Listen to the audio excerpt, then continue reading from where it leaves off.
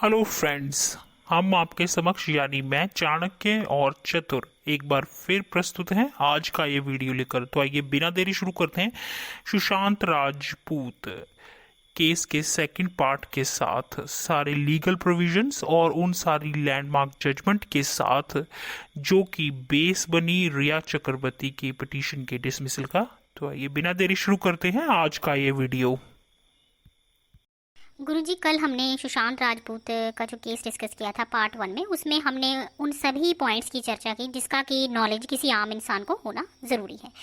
पर जो transfer petition रिया चक्रवर्ती द्वारा दी गई थी ऑनरेबल सुप्रीम कोर्ट में और उसका जो डिसमिसल का ऑर्डर आया है, उसके पीछे जो लीगल प्रोविजंस हैं या जो इम्पोर्टेंट जजमेंट हैं जो उसके डिसमिसल का बेस बनी, क्या आप उसके बारे में मुझे थोड़ा सा और हमारे दर्शकों को जागरूक करेंगे?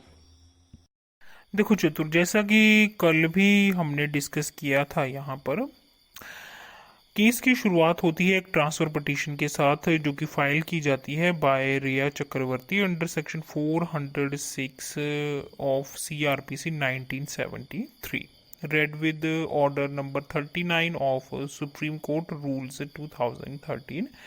और पिटीशन वो फाइल करती हैं with prayer for transferring the FIR number 241 of 2020, जो कि रजिस्टर की जाती है under various sections of IPC, जैसे कि 341, 342, 380, 406, 420, 306, 506, 120B एक्सेट्रा। ठीक है। रिया अपनी पिटीशन में ये कहती हैं कि भाई जो ये अभी हमने एफआईआर मेंशन की है और जो और भी कॉन्सिक्वेंशियल प्रोसीडिंग्स हैं जो कि additional chief judicial magistrate 3 Patna सदर के पास हैं वो, और ये जो एफआईआर रजिस्टर की गई है वो, उन सभी को additional chief metropolitan magistrate Bandra Mumbai के पास ट्रांसफ़र किया जाए, क्योंकि ये जिस मैटर के अधीन ये एफआईआर उनके अगेंस्ट रजिस्टर की गई है वास्तव में वो मैटर है जो एक्टर सुशांत राजपूत हैं उनकी अननेचुरल डेथ के साथ संबंधित हैं, जो कि हुई थी 14 जून 2020 को। और वो बांद्रा मुंबई के रहने वाले थे, और जो पटिशनर हैं she was in live in relationship with the late actor. समझे। रिया फर्दर यहाँ पर क्लेम करती हैं कि भाई उन्हें जो है वो फॉल्सली इम्प्लीकेट किया गया है पटना में जो रजिस्टर की गई है एफआईआर, उसमें सुशांत राजपूत के फादर के द्वारा, कृष्ण कपूर सिंह के द्वारा उन्हें इम्प्लीकेट किया गया है। और वो ये भी कहती हैं कि वो जो है एक्टर के साथ, जो लेट एक्टर हैं उनके साथ लिव इन रिलेशनशिप में थी, पर उन्होंने उनका रेजिडेंट जो है वो उनकी मृत्यु से कुछ दिन पहले यानी 8 जून 2020 को वो वहाँ से शिफ्ट हो गई थी अपने रेजिडेंस मुंबई में। और यहाँ पर वो ये भी कहती हैं कि जो मुंबई पुलिस है वो कॉम्पिटेंट इनफ है जो इन्वेस्टिगेशन करने के लिए उस एफआईआर के लिए भी जो कि पटना में लॉन्च हुई है। समझे।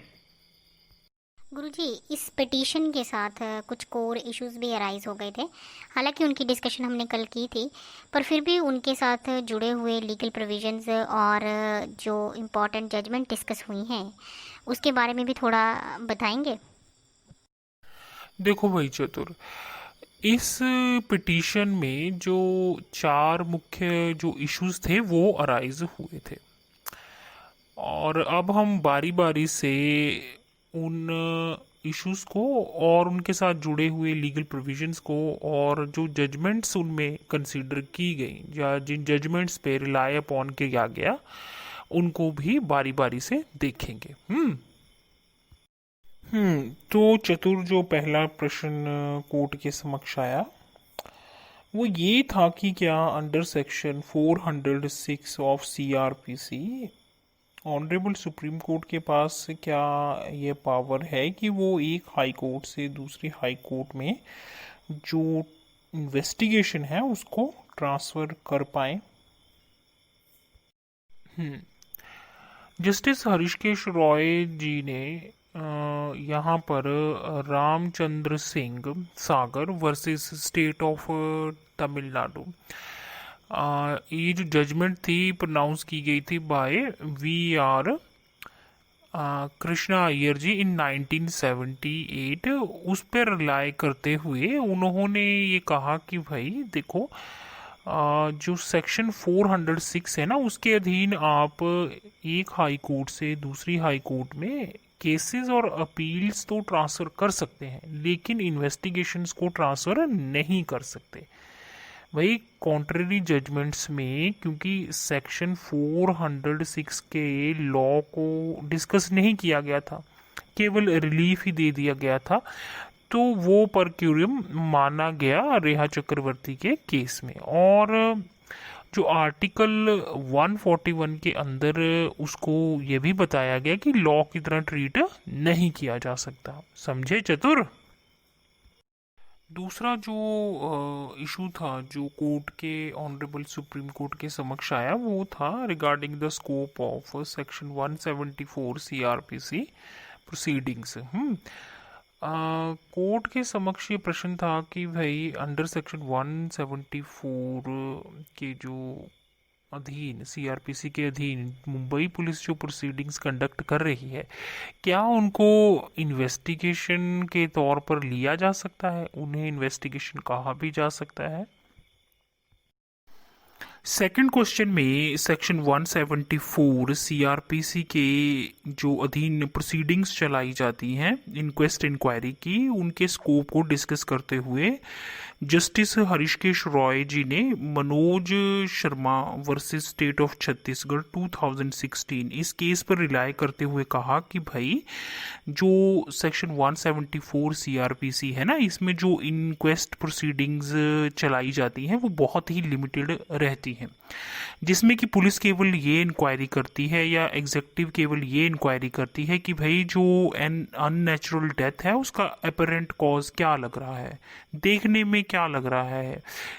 और जो ये इन्वेस्टिगेशन होती है वो वैसी नहीं होती जैसे कि सेक्शन 154 में एफआईआर लॉन्च होने के उपरांत की जाती है।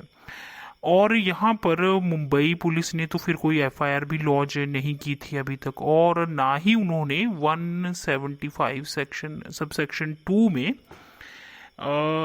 इसको किसी तरह से कॉग्निजेबल ऑफेंस की तरह भी अभी इन्वेस्टिगेट नहीं किया था, और ना ही मैजिस्ट्रेट को उन्होंने सेक्शन 157 के अधीन किसी तरह से इन्फॉर्म किया था। तो ये केवल एक इनक्वेस्ट प्रोसीडिंग ही थी, और इसलिए यहाँ पर 2 एफआईआर का तो कोई केस ही नहीं बनता था। ठीक है ना? अगला जो बहुत इम्पोर्टेंट प्रश्न जो था वो सुप्रीम कोर्ट के समक्ष आया, वो ये था कि भाई जो पटना पुलिस थी उन्होंने एफआईआर लॉन्च करके तहकीकात करना शुरू कर दी उस इंसिडेंट की जो कि मुंबई में घटित हुआ था। तो क्या बिहार पुलिस की ये जो ज्यूरिडिक्शन में था कि वो ऐसा कर सकते थे, और फिर बिहार गवर्नमेंट की कंसेंट के साथ जो मैटर था वो सीबीआई को हैंड ओवर कर दिया गया। तो ऐसा करना भी क्या लीगल है? वो जो कंसेंट दी गई है सीबीआई को इन्वेस्टिगेशन के लिए, क्या वो भी लीगल है? उसका स्टेटस क्या है?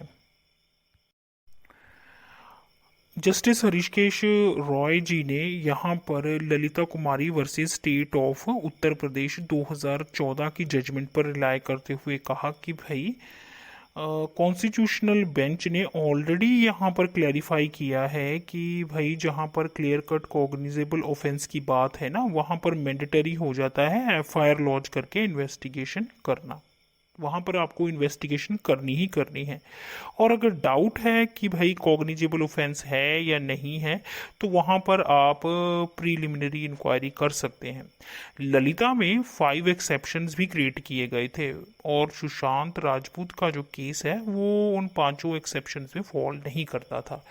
तो भाई पटना पुलिस ने बिल्कुल ठीक किया एफआईआर लॉन्च करके और इन्वेस्टिगेशन स्टार्ट करके। समझे?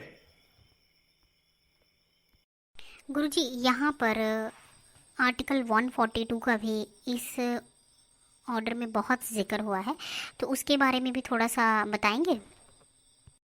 भाई चतुर, अभी तो इस केस से संबंधित और भी इम्पोर्टेंट इश्यूज हैं, कुछ और लीगल प्रोविजंस और जजमेंट्स हैं जिनकी डिस्कशन बाकी है। तो उन सभी क्वेश्चंस के साथ, उनके आंसर्स के साथ, लीगल प्रोविजंस और इम्पोर्टेंट जजमेंट्स जो इस केस में डिस्कस्ड हुई हैं, उन सभी की चर्चा के साथ आपसे एक बार फिर मुलाकात होगी। तब तक के लिए दीजिए इजाज़त। धन्यवाद।